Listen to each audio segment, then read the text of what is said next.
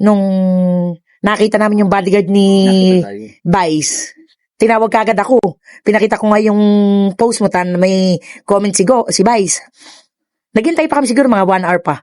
Tapos pumasok kami. Then, pagkatapos ng session, napakaraming malalaking taong naghihintay. Pero, napakabait ni Vice. Pinauna kami. Kami inuna. Para raw kasi magtitinda pa kayo. Alam ko mag-aayos pa kayo ng paninda.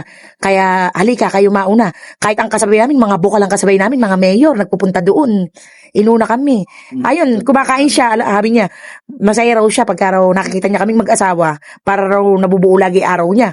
Kasi, masipag nga raw kami. Tinanong nga niya kung magkano yung aabutin. Vice ka ako, pagawain lang naman po yung ilalim po ka ako. Nag-canvas po ka ako kami, 10. Biniro kami, kumakain, nagkakwentuhan. Sige, baka ikatawaran mo. Sige po, Vice. Sabi ko, Vice, kung ano lang po yung kaya niyo pong itulong, kasi alam ko naman po marami po kayong tinutulong iba. Okay lang po, malaking tulong na po ipandagdag po namin yung itutulong nyo. Sige nga, gawin ko na nga para hindi ka na mamblema dun sa 2,000. O sige ha.